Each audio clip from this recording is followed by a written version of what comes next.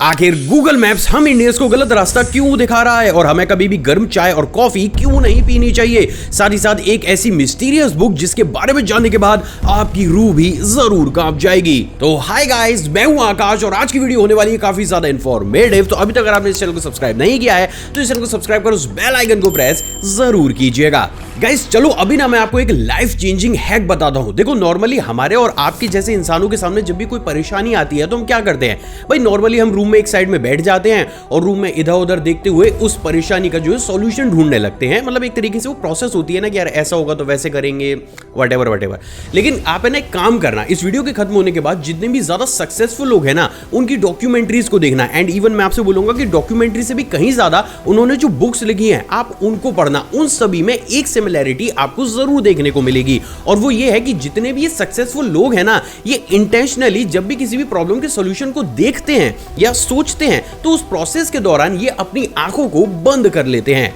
अब आप मुझसे बोलोगे कि आकाश भाई आंखें बंद करके ये लोग क्या ही उखाड़ लेते हैं, तो भाई साहब ये वो उखाड़ लेते हैं जो हमारे और आपके जैसे लोग पूरी जिंदगी नहीं उखाड़ पाते। तो देखो गाइस, बात बिल्कुल सिंपल है कि जैसे ही हम हमारी आंखों को खुला रखते हैं ना तो हमारे दिमाग का एक बहुत बड़ा पार्ट विजन को देखने और उसको एनालाइज करने में बिजी रहता है। सिंपल लैंग्वेज में देखो गाइस, भले ही मैं चीजों को देख रहा हूं या फिर नहीं देख रहा, अगर मेरी आंखें खुली हुई हैं तो मेरा जो दिमाग है वो सबकॉन्शियसली मेरे सामने पड़ी हुई चीज को एनालाइज करने में बहुत सारे न्यूरॉन्स को बिजी कर देगा। लाइक सामने वाली चीज का कलर क्या है, उसके पीछे क्या है, उसकी डेप्थ क्या है, उसका शेप क्या है, एक्सेट्रा एक्सेट्रा। और देखो गाइस, पिछली वीडियो में ये बात मैं पूरी तरीके से क्लियर कर चुका हूं कि देखो हमारे दिमाग के पास ना एक लिमिटेड अमाउंट में न्यूरॉन्स मौजूद है। ऐसा तो है नहीं कि अनलिमिटेड भाई न्यूरॉन्स आए चले जा रहे हैं और हमारा दिमाग जो वो सुपर पावर वाला हो चुका है, तो ऐसा तो होता नहीं है। तो बेसिकली इस कंडीशन में क्या होता है कि अगर आप आंखें खोलकर किसी भी प्रॉब्लम के सॉल्यूशन को निकाल रहे हो तो आपके दिमाग के आप एक बहुत बड़े न्यूरल के जो पार्ट हैं या न्यूरल के जो कनेक्शंस हैं उनको बिजी रख रहे हो चीजों को देखने में। लेकिन भाई साहब जैसे ही आप सिर्फ अपनी आंखों को बंद करते हो ना, जो हमारे न्यूरॉन्स वेस्ट हो रहे थे विजन को देखकर और उसको एनालाइज करने में,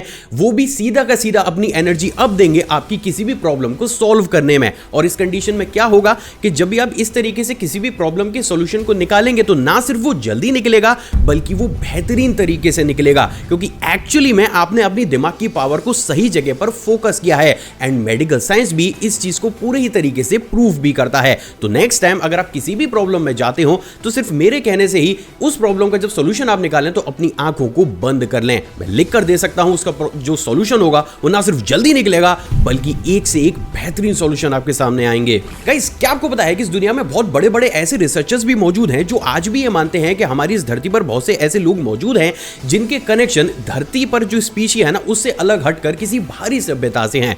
अब ये सुनने के बाद आप ये बोल लोगे कि आकाश भाई ये कैसा सा मजाक कर रहे हो, लेकिन टेक्निकली गाइस देखो ये मजाक नहीं है, क्योंकि इसके ना बहुत से पुख्ता सबूत हमें लियोनार्डो दा विंची की लाइफ में भी देखने को मिलते हैं। तो देखो गाइस, अगर आप उनकी लाइफ पर थोड़ा सा भी रिसर्च करोगे ना तो आपको ये बात बखूबी पता चलेगी कि ये जो लियोनार्डो दा विंची थे ना ये कभी भी स्कूल नहीं गए थे, लेकिन बावजूद इसके भी इनकी केमिस्ट्री, फिजिक्स, बायोलॉजी और ह्यूमन रिलेशनशिप और एडवांस मैकेनिज्म की भाई साहब इनको ऐसी समझ थी ना कि उस समय तो छोड़िए, आज के बड़े बड़े रिसर्चर्स भी उनके जैसे जो फॉर्मूलाज है या उनकी जैसी जो टेक्नोलॉजी है उस तक को भी डिकोड नहीं कर पा रहे हैं। एंड इवन बात अगर इनकी फेमस पेंटिंग मोनालिसा की भी की जाए तो ये बात तो शायद आपको भी पता होगी कि अगर इस इमेज को मिरर में पैरेलल कुछ इस तरीके से लगाकर देखा जाए तो यहां पर भी हमें एक एक्स्ट्रा ऑर्डिनरी सभ्यता जैसी आकृति बनती हुई दिखाई देती है। एंड इवन गाइज, अगर आप इनकी लाइफ पर थोड़ा सा और भी रिसर्च करेंगे तब आपको ये पता चलेगा कि भाई साहब सिर्फ यही पेंटिंग नहीं बल्कि इनकी जो दूसरी पेंटिंग्स है ना उनमें भी बहुत हद तक बहुत से ऐसे सीक्रेट कोड्स लिखे गए हैं जिसे आज तक भी हम सॉल्व नहीं कर पाए हैं। लेकिन गाइस, इन सभी के बीच में ही ना लियोनार्डो की लाइफ को जो सबसे ज्यादा मिस्टीरियस बनाती है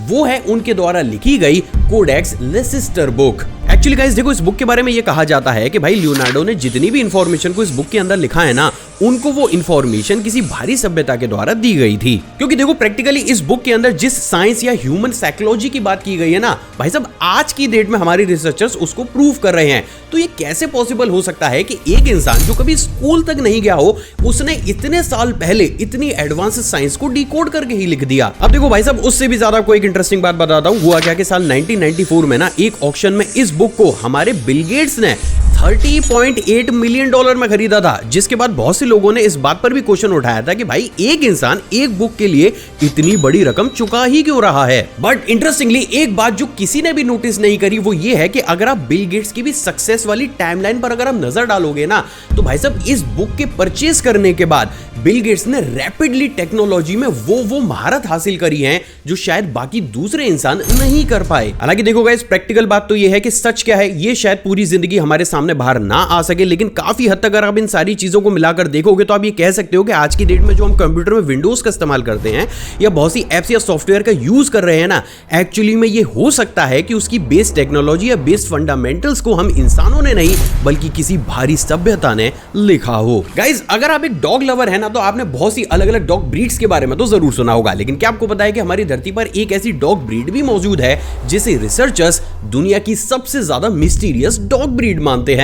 एक्चुअली गाइस, मैं बात कर रहा हूं तिब्बतन मास्टिफ डॉग ब्रीड की, जिसके ओरिजिन का कोई भी पुख्ता एविडेंस भाई साहब इस धरती पर मौजूद ही नहीं है। यानी कि देखो, सिंपल लैंग्वेज में हम इंसानों का ओरिजिन इस धरती पर हुआ है, हमारी जैसी बहुत सी लिविंग जो स्पीशी हैं उनका भी ओरिजिन इस धरती पर ही हुआ है। अब क्या होता है कि पुराने समय में जब आप रिसर्च करते हो ना, तो आपको हम इंसानों के या फिर दूसरी स्पीशी के भाई साहब पुख्ता प्रमाण देखने को मिलते हैं कि भाई ठीक है ये स्पीशी हमारी अर्थ से ही बिलोंग करती है। लेकिन बात अगर इस डॉग ब्रीड की जाए ना, तो भाई साहब किसी भी कंट्री के पास कोई भी ऐसा पुख्ता एविडेंस मौजूद नहीं है जिस बात को प्रूव करता हो कि ये जो डॉग ब्रीड है ये हमारी अर्थ से ही बिलोंग करती है। अब इंटरेस्टिंग बात यह है दोस्तों कि जब इसके डीएनए मेकअप से इसको एनालाइज किया गया, तब रिसर्चर्स को जाकर ये पता चला कि ये जो डॉग ब्रीड है ना, ये एटलीस्ट हमारी धरती पर 3000 सालों से भी पहले से सर्वाइव कर रही है। और जैसा कि आप इन इमेजेस में देख ही सकते हैं कि इसका जो साइज है ना वो भी काफी ज्यादा मैसिव होता है, और यही वो कारण है जिसके चलते हुए कि कभी कभार ना ये जंगल में टाइगर तक को भी डरा देता है। एंड इंटरेस्टिंगली बात अगर देखो इसकी वेट की जाए तो इस डॉग का जो वेट है वो लगभग 60 से 70 किलोग्राम के आसपास होता है, और इसलिए भी इस डॉग ब्रीड का जो एक पपी होता है ना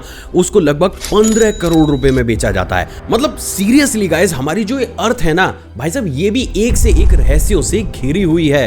गाइस देखो, आज की डेट में ना हमारी टेक्नोलॉजी इतनी ज्यादा एडवांस हो चुकी है कि हमें ऑलमोस्ट हर एक चीज में ना कस्टमाइज करने वाला ऑप्शन मिल गया है। जैसे देखो, बात अगर मैं लैपटॉप या फिर पर्सनल कंप्यूटर की करूं तो आज हम ही डिसाइड करते हैं कि भाई हमें कौन सा प्रोसेसर चाहिए, हमें कितनी रैम चाहिए या फिर क्या स्पेसिफिकेशन चाहिए हमें उस डिवाइस में।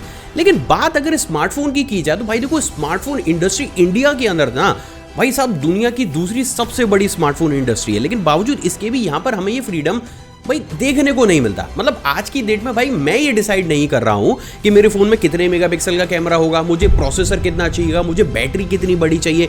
ये जो मेरे जो ये वो है ना डिसीजंस, ये मैं नहीं बल्कि जो स्मार्टफोन मैन्युफैक्चरिंग कंपनीज हैं वो ले रही हैं। तो क्या कभी हमने ये सोचा है कि आखिर ये कस्टम करने वाला जो कॉन्सेप्ट है ये स्मार्टफोन के अंदर क्यों नहीं आता? वेल गाइस, आपको एक कड़वी बात बताऊं, भाई साहब ये पूरी जिंदगी आ भी नहीं सकता। और पता है इसके पीछे, मतलब इसके ना आने के पीछे सबसे बड़ा रीजन क्या है? वो है खुद गूगल कंपनी। देखो guys, I am damn sure आप तक इस इंफॉर्मेशन को पहुंचने नहीं दिया गया होगा, लेकिन साल 2014 में ना गूगल ने एक बड़ा मस्त सा प्रोजेक्ट भी निकाला था जिसका नाम उन्होंने दिया था ARA प्रोजेक्ट। अब देखो, इस प्रोजेक्ट में गूगल ने ना क्या किया कि उन्होंने एक इलेक्ट्रिक बेस को बनाकर तैयार किया जिसके ऊपर आप डिटैचेबल ब्लॉक्स को अपने फोन के रिक्वायरमेंट के हिसाब से लगा सकते थे। मतलब कि देखो, सिंपल लैंग्वेज में ना इस फोन की क्या स्पेसिफिकेशन होगी ये मैं ही डिसाइड करूंगा। भाई मुझे बैटरी बड़ी चाहिए तो मैं बड़ा बैटरी का ब्लॉक लगा दूंगा। मान के चलो कि मुझे कैमरा चाहिए नहीं तो मैं कैमरे का जो है वो सॉकेट हटा दूंगा, उसकी जगह मैं और बड़ा प्रोसेसर लगा सकता हूं। सेम उसी तरीके से वाईफाई चाहिए, ब्लूटूथ चाहिए नहीं चाहिए, और जो डिस्प्ले था उसी हिसाब से आपको HD डिस्प्ले चाहिए, अल्ट्रा HD डिस्प्ले चाहिए, तो आप पर्टिकुलरली वो इक्विपमेंट खरीद सकते थे या वो ब्लॉक खरीद सकते थे और वो इसमें लगा सकते थे। अब मान लो कि मुझे पार्टी में जाना है, मुझे कैमरा चाहिए तो मैंने अपने फोन के अंदर कैमरा लगा लिया। नॉर्मल ऑफिस में जा रहा हूं, कैमरा नहीं चाहिए तो भाई मैंने एक्स्ट्रा प्रोसेसर लगा दिया। अब देखो गाइस, जब ये प्रोजेक्ट दुनिया के सामने आया ना तो लोग काफी ज्यादा एक्साइटेड हो गए कि भाई अब तो एक तरीके से गेम चेंज ही हो जाएगा, क्योंकि भाई देखो गूगल एक ऐसा प्रोजेक्ट लेकर आया जिसका उसको लाइसेंस भी मिल गया है। तो वेस्ट के लोगों को ये लगने लगा कि भाई अब 60-70 हजार रुपए हम दूसरी कंपनी को क्यों देंगे, हम अपने हिसाब से 40-50 हजार रुपए में एक से एक बेहतरीन फोन बना लेंगे एंड इवन उसको हम आराम से कस्टमाइज भी कर सकते हैं। लेकिन भाई साहब यहाँ पर सबसे बड़ा ट्विस्ट पता है क्या है? वो ये है कि गूगल ने जो प्रोजेक्ट लिया और इसका जो लाइसेंस लिया था वो हम इंसानों की भलाई के लिए नहीं बल्कि दूसरी कंपनीज और खुद की भलाई के लिए लिया था। क्योंकि देखो गाइस, जैसे गूगल ने इस प्रोटोटाइप को बनाया और इसका जो लाइसेंस लिया ना, उस उसने एक ही झटके में बाकी सभी कंपनीज के फ्यूचर को सेव कर लिया। क्योंकि देखो आज की डेट में अगर कोई भी मोबाइल मैन्युफैक्चरिंग कंपनी जो है वो उठकर ये बोले कि भाई अब मुझे कस्टमर्स को बेनिफिट देना है और हम कस्टमाइजेशन वाले फोन को निकालेंगे, तो भाई साहब वो अब ऐसा नहीं कर सकते हैं, क्योंकि भैया ये राइट तो गूगल के पास है। अब अगर उस कंपनी ने भूले भटके ऐसा कुछ कॉन्सेप्ट निकाल भी दिया तो गूगल उसके ऊपर इतने एलिगेशन लगाएगा कि उस कंपनी का जीना तक मुश्किल हो जाएगा। तो अब इस पॉइंट पर शायद आपके दिमाग में ये बात तो आ सकती है कि भाई फिर इसमें गूगल का क्या फायदा, मतलब वो चिप भी तो गूगल ने निकाली थी ना, तो गूगल को तो प्रॉफिट हो ही रहा था। पर भाई साहब गूगल को प्रॉफिट तो हो रहा था, लेकिन उस सिचुएशन में वो प्रॉफिट था काफी ज्यादा कम। कैसे, वो भी बताता हूं। तो देखो गाइस, आज के मार्केट का सीन क्या है कि अगर कोई भी मोबाइल मैन्युफैक्चरिंग कंपनी जो है उसको अगर अपना कोई भी नया मॉडल लॉन्च करना होता है ना, तो उसको एंड्रॉइड यूज करने के राइट्स के पैसे गूगल को देने पड़ते हैं। साथ ही साथ गूगल बहुत से ऐसे इक्विपमेंट्स को भी बनाता है जो एंड्रॉइड फोन में सिर्फ गूगल ही प्रोवाइड कराता है। इसके साथ ही गूगल अपना जो है खुद का स्मार्टफोन भी निकालता है। तो इस समय गूगल का जो अर्निंग के सोर्स है वो तीन है। लेकिन बात अगर इस बेस मॉडल की जाए तो अगर ये मार्केट में आ जाता तो अब ये मान लो कि बाकी की दूसरी मोबाइल मैन्युफैक्चरिंग कंपनी तो साइड हो जाती। तो पहला जो वो राइट का पैसा गूगल को मिल रहा था वो मिलना बंद हो जाता। दूसरा, गूगल जो खुद के इक्विपमेंट्स दूसरे कंपनी को बड़े दाम पर बेचकर पैसा कमा रहा है वो खत्म हो जाता। और इस कंडीशन पर गूगल का सिर्फ एक ही अर्निंग सोर्स होता और वो था इस पूरे ही कस्टमाइजेशन फोन को बेचना। और उसके बावजूद भी एप्पल जो है भाई वो बहुत बड़ा उनका जो कॉम्पिटिटर बना हुआ है, अगर बाई चांस एप्पल ज्यादा फेमस हो जाता तो उस कंडीशन पर गूगल को भाई साहब एक कोने में घर पर बैठना पड़ता। तो टेक्निकली कल को कोई दूसरी कंपनी उठकर खुद गूगल या दूसरी मोबाइल मैन्युफैक्चरिंग कंपनी का धंधा चौपट ना कर दे, इसलिए गूगल ने खुद को महान बनाकर एक ऐसे फोन को निकाला, उसके लाइसेंस को लिया, लेकिन बावजूद इसके भी कभी भी इसको मार्केट में लॉन्च नहीं किया। और यही वो सबसे बड़ा रीजन भी जिसके चलते हुए आज तक भी जब भी कोई बड़ी बड़ी प्रेस कॉन्फ्रेंस होती है और उसमें इस प्रोजेक्ट का जिक्र किया जाता है ना, भाई साहब बड़े से बड़े इंजीनियर के माथे पर पसीने आ जाते हैं, पर उसका जवाब आज तक भी नहीं दे पाते। गाइस, अभी ना मैं आपको एक ऐसी चीज बताने वाला हूं जिसे सुनने के बाद आपका भी दिमाग भाई साहब एक ही झटके में घूम जाएगा। और वो ये है कि भाई साहब पूरी दुनिया में जितने भी लोगों को जो गले का कैंसर है वो हो रहा है, अगर आप देखोगे कि किस कंट्री के लोगों को सबसे ज्यादा हो रहा है तो उसमें टॉप पर रैंक करेगा इंडिया। अब देखो, ये सुनने के बाद शायद आप कह सकते हो कि भाई यहाँ पर लोग जो स्मोकिंग ज़्यादा करते हैं, गुटखा ज़्यादा खाते हैं, या फिर हमारे यहाँ पोल्यूशन की प्रॉब्लम है। नो डाउट ये सारी प्रॉब्लम्स हैं, लेकिन देखो ये एक ऐसी प्रॉब्लम्स है कि जिसको गुटखे को अगर साइड में रख दिया जाए तो बाकी की सारी ऐसी प्रॉब्लम्स है जो ऑलमोस्ट हर एक कंट्री ने कभी ना कभी फेस की हैं, लेकिन कभी भी थ्रोट कैंसर के मामले वहाँ पर इतने ज़्यादा हमें देखने को नहीं मिले हैं। तो क्वेश्चन तो ये खड़ा होता है कि भाई फिर आखिर इंडिया में ये चीज हमें देखने को क्यों मिल रही है।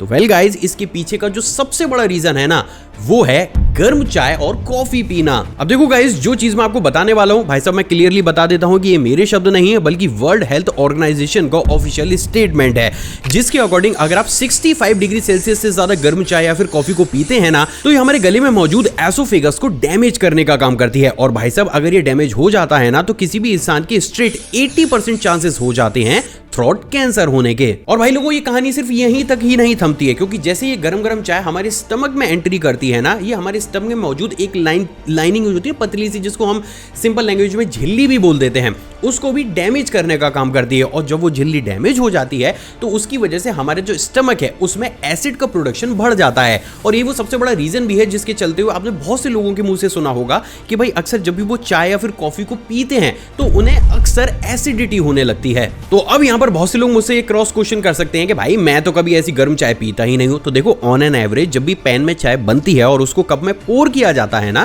तो पोर करने के बाद भाई साहब उसका जो एवरेज टेम्परेचर होता है ना वो 70 डिग्री सेल्सियस या फिर 75 डिग्री सेल्सियस के आसपास होता है। तो देखो, सिंपल लैंग्वेज में जब भी आपके सामने चाय आए तो एटलीस्ट 3 से 4 मिनट या 5-6 मिनट उसको थोड़ा सा ठंडा होने का टाइम दें, वरना इनडायरेक्ट यही चीज आगे जाकर आपकी बॉडी की बैंड बजा देगी, या यूं कहूं कि ऑलरेडी बजा रही है। लेकिन क्योंकि इंफॉर्मेशन लोगों के पास मौजूद नहीं है तो वो बड़े चौड़े में बोलते हैं कि भाई मैं तो पूरी जिंदगी गर्म चाय पी रहा हूं, मुझे तो कुछ हो ही नहीं रहा। भाई बहुत अच्छी बात है, आपको होना भी नहीं चाहिए, मैं यही प्रे करूंगा, बट ये चीज WHO के अकॉर्डिंग थ्रोट कैंसर बढ़ा रही है और हमारी बॉडी को परेशान कर रही है। तो भाई क्या ही करना, 3-4 मिनट का ही तो बात है यार, थोड़ा सा ठंडा हो जाने दो। आखिर गूगल मैप हम इंडियंस को गलत रास्ता क्यों दिखा रहा है? वेल गाइस, आज इस क्वेश्चन को मैं कवर क्यों कर रहा हूं, शायद ये भनक आपको लग चुकी होगी, और वो ये है कि रिसेंट टाइम में हमें बहुत सी ऐसी न्यूज देखने को मिली है जहां पर क्या है कि गूगल मैप जो है वो गलत रास्ता बता देता है, जिसकी वजह से बहुत से लोगों को अपनी जान से हाथ गंवाना पड़ता है। अब देखो guys, to be very honest, इस तरीके से लोगों का देहांत होना भाई साहब ये कोई नई बात नहीं है। बहुत से लोगों के लिए नई बात इसलिए है क्योंकि नॉर्मली ना इन तरीके की न्यूज़ेस को ज़्यादा बड़े स्केल पर कवर नहीं किया जाता। मतलब कवर किया भी जाता है तो अखबार में एक छोटा सा कॉलम आ जाता है, बस वहीं तक ये सीमित रहती है। क्यों, ये शायद बहुत से लोग समझ गए होंगे, नहीं समझ गए तो नीचे कमेंट सेक्शन में कमेंट करना, मैं आपको 1 या 2 दिन के बाद कम्युनिटी टैब पर वो भी बता दूंगा। तो देखो गाइज, अब इस पॉइंट पर ये क्वेश्चन तो हम सभी के दिमाग में आता है कि भाई फिर आखिर इंडिया या इंडिया सब कॉन्टिनेंट में गूगल मैप्स के साथ ऐसी कौन सी ही परेशानी खड़ी हो जाती है जिसके चलते हुए वो इतने बड़े स्केल पर हम लोगों को गलत रास्ता दिखाता है। तो देखो गाइज, इसको समझने के लिए ना हमें थोड़ा सा गूगल मैप्स के इंफ्रास्ट्रक्चर को समझना होगा। देखो नॉर्मली होता क्या है कि जो ये गूगल मैप होता है ना, ये 2 चीजों पर पूरे ही तरीके से डिपेंड करता है। पहला सैटेलाइट इमेज और दूसरा यूजर डेटा। अब देखो गाइस, बात अगर मैं पहले सैटेलाइट इमेजेस की करूं तो आपने वो देखा है ना कि गूगल मैप्स पर जाकर हम सैटेलाइट वाला ऑप्शन ऑन करते हैं तो हमें एक इमेज दिखने लगती है अपनी सिटी की। तो एक्चुअली में गाइस, ये जो फोटोज होती है ना, देखो ये गूगल की सैटेलाइट के द्वारा क्लिक की जाती है और इन्हीं फोटोज को बेस मानकर गूगल का जो सॉफ्टवेयर होता है वो ये डिसाइड करता है कि भाई साहब किस सिटी के अंदर कौन सी जो नई रोड है वो बनाई गई है और कौन सी जो पुरानी रोड है उसको बंद किया जा चुका है। और इसके बाद एक मेजर रोल प्ले करता है हमारा यूजर डेटा। मतलब कि अगर एक इंसान किसी भी रोड पर निकल जाता है गूगल मैप को चलाते हुए तो एक तरीके से ये डेटा गूगल के सर्वर पर जाता है कि हाँ भाई देखो, जो हमारे यूजर्स हैं या गूगल मैप वाले जो यूजर हैं वो इस रोड का इस्तेमाल करते हुए जा रहे हैं। अब देखो गाइस, यहां पर मैं आपको ये बता दूं कि इंडिया के साथ क्या प्रॉब्लम आती है। तो देखो इंडिया और इंडिया सब कॉन्टिनेंट्स में ना सैटेलाइट इमेजेस को क्लिक करना और उसको अपडेट करना भाई साहब गूगल के लिए काफी ज्यादा मुश्किल होता है। क्योंकि पहला तो देखो यहाँ पर मेजर रोल प्ले करता है वेदर। अब यहाँ वेदर के साथ क्या प्रॉब्लम है कि देखो यहाँ पर जो वेदर है ना वो हमेशा एक जैसा नहीं रहता है। क्योंकि देखो अगर मैं बात विंटर की करूं तो यहाँ पर भाई साहब जो स्मॉग काफी ज्यादा बढ़ जाता है, इतना ज्यादा बढ़ जाता है कि ऊपर से इमेज क्लिक करना नेक्स्ट टू इम्पॉसिबल हो जाता है। फिर बात अगर मैं मानसून की भी करूं तो भाई साहब मानसून के सीजन में तो आप भूल ही जाइए कि कोई भी सैटेलाइट इंडिया सब कॉन्टिनेंट की प्रॉपर फोटो को क्लिक कर पाए। तो अब इस केस में मान के चलिए गूगल हर 2 से 3 महीने के बाद अपने डेटा को अपडेट करता है। अब मान के चलो उसने एक सिटी की इमेज को क्लिक किया और उस इमेज में गूगल के सॉफ्टवेयर को यह लगा कि भाई देखो इस सिटी के अंदर है ना ये नई रोड, ये नया हाईवे बन रहा है। अब देखो क्या होगा कि जैसे ही सॉफ्टवेयर को ये पता चलेगा कि सिटी के अंदर कोई नई रोड या हाईवे बन रहा है तो भाई उसका जो एआई कैलकुलेटर होगा ना वो इस बात को प्रिडिक्ट करने लगेगा कि ऑलमोस्ट कितना दिन लग सकता है इस प्रोजेक्ट को कंप्लीट होने में। अब देखो एग्जांपल के लिए मान लेते हैं कि भाई एक सड़क है जो गूगल के हिसाब से किसी भी जो सिटी है उसमें 10 दिन के अंदर बन सकती है। तो अब देखो 10वें दिन दोबारा से उस सिटी की इमेज को क्लिक करना भाई साहब वो गूगल के लिए नेक्स्ट टू इम्पॉसिबल है, स्पेशली इंडिया में। तो देखो अब इस कंडीशन में गूगल क्या करेगा। तो देखो गूगल ना बड़ी स्मार्टली 15वें दिन या फिर 16वें दिन 5 या 6 ऑटोमेटिक ऐसे टेस्ट सब्जेक्ट को सेलेक्ट करेगा जिसमें वो गूगल मैप है ना उनको वो नया वाला रास्ता दिखाएगा। अब देखो इस केस में क्या होगा कि अगर वो टेस्ट सब्जेक्ट उस जो रोड है, नई रोड है, उसको वो क्रॉस कर गए, इट मींस गूगल ये समझ लेगा कि हाँ भाई जो मेरा प्रेडिक्शन था वो सही है और ये रोड अब जो है प्रॉपर तरीके से बन चुकी है। बट जस्ट इन केस अगर वो टेस्ट सब्जेक्ट वापस यू टर्न लेकर वापस आ जाते हैं तो गूगल अपने डेटाबेस में ये अपडेट कर लेगा कि नहीं भाई प्रेडिक्शन गलत हो गया है। अब 2 से 3 महीने के बाद जब दोबारा से इमेज क्लिक की जाएगी तब ये देखा जाएगा कि भाई उस रोड का काम प्रॉपर हुआ है या फिर नहीं।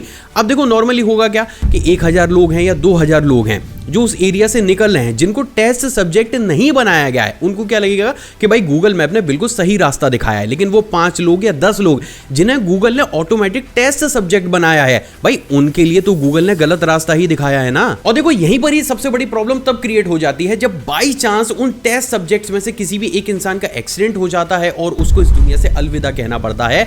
तो टेक्निकली भाई वो तो इंसान ब्लेम लगाएगा ही ना कि भाई गूगल मैप ने गलत रास्ता दिखाया, जो देखो सही भी है। तो गाइस देखो अब आपके दिमाग में ये चीज तो जरूर आई होगी कि भाई फिर यूएस या वेस्टर्न कंट्रीज में ऐसा क्यों नहीं होता। तो देखो गाइस जो यूएस है ना वो गूगल का होम कंट्री है एंड इवन वहां पर जो प्राइवेसी को लेकर रूल्स एंड रेगुलेशन है वो इतने स्ट्रिक्ट नहीं है जितना इंडिया और इंडिया सब कॉन्टिनेंट्स में। इसलिए वहां पर जो गूगल को है वो एक फ्रीडम मिलती है कि अगर वो चाहे ना तो हर दूसरे दिन किसी भी कंट्री की कोई भी इमेज को क्लिक करके अपने डेटाबेस को अपडेट कर सकता है। इसके साथ ही वहां का जो वेदर होता है उसमें जो मॉनसून होता है या स्मॉग जैसी जो प्रॉब्लम आती है ना वो एज कंपेयर टू इंडिया काफी ज्यादा कम होती है।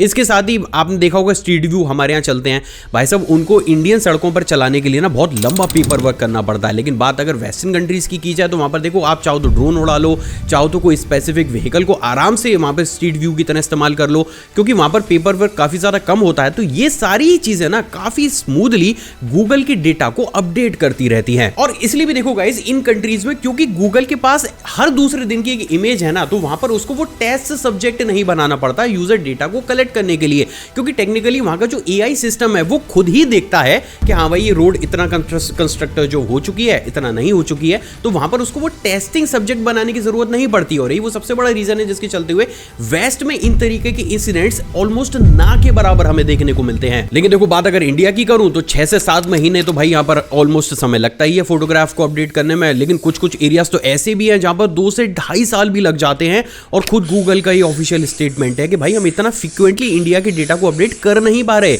यहां पर हमें डिपेंड होना पड़ता है यूजर के डेटा पर। तो गाइस देखो बीच मझधार में तो मैं आपको छोड़ने नहीं वाला, मेरी आदत भी नहीं है, मैं अपनी फैमिली को सेफ जरूर करूंगा। तो देखो इस कंडीशन पे ना आप थोड़ा सा स्मार्टली काम कर सकते हैं, और वो ये है कि जब भी आप किसी नए एरिया में जाएं और गूगल मैप्स आपको किसी भी नई सड़क पर टर्न करे और आपको ये लगे कि भाई सड़क बिल्कुल नई है, खाली पड़ी हुई है, तो भाई साहब ट्रस्ट करके एकदम से तेज गाड़ी ना चलाना। आप मतलब थोड़ा सा कॉन्शियस रहना कि हो सकता है कि मैं टेस्ट सब्जेक्ट बना हूं, तो थोड़ा सा ना अवेयर होकर ड्राइव कीजिएगा। इसके साथ ही भाई देखो गूगल मैप के लिए एक छोटा सा भी सजेशन ये हो सकता है कि भाई देखो जब भी आप किसी को टेस्ट सब्जेक्ट बना रहे हो ना, तो यार एक छोटा सा नोटिफिकेशन ही दे दो। मतलब क्या ही जाएगा अगर किसी इंसान के मोबाइल पर नोटिफिकेशन आता है कि भाई जिसमें गूगल ये लिखता है कि भाई जिस एरिया में अभी आप ड्राइव कर रहे हो ना भाई वो एरिया नया है, हम पर उसका जो डेटा है वो प्रॉपर नहीं है। तो भाई इस कंडीशन में जो ड्राइवर होगा वो खुद ही अवेयर हो जाएगा कि भाई ठीक है मैं देख के चलता हूँ आगे सड़क पूरी बनी है या नहीं बनी है, मैं किस एरिया में चल रहा हूँ। तो मेरे हिसाब से ये 2 ऐसे सॉल्यूशन हैं जिनको अगर अप्लाई कर दिया जाए तो इन तरीके के जो इंसिडेंट्स हैं वो यार इंडिया में भी देखने को नहीं मिलेंगे। बट अफसोस मुझे नहीं समझ में आता कि क्यों इन पॉलिसीज को अपडेट नहीं किया जाता। सो फाइनली गाइस अब आप ये भी जानते हैं कि आखिर क्यों जो गूगल मैप्स है वो इंडिया में अक्सर लोगों को गलत रास्ते दिखा देता है। आई होप गाइस आज का ये एपिसोड आपको पसंद आया होगा और आपने ऑलरेडी इस वीडियो को लाइक कर दिया होगा, नहीं किया तो अभी लाइक करो क्योंकि भाई मुझे लाइक चाहिए। इसके साथ ही अगर आप मुझसे इंटरेक्शन को बढ़ाना चाहते हैं नीचे कमेंट सेक्शन में कमेंट कीजिएगा, हर एक का रिप्लाई देता हूं। साथ ही साथ आप चाहें तो मुझे इंस्टाग्राम पर भी फॉलो कर सकते हैं या फिर आप मुझको व्हाट्सएप चैनल पर भी जाकर सब्सक्राइब कर सकते हैं या फॉलो कर सकते हैं। एक और फ्रेश कमाल एपिसोड में आप सभी से दोबारा मुलाकात होगी दोस्तों। जय हिंद।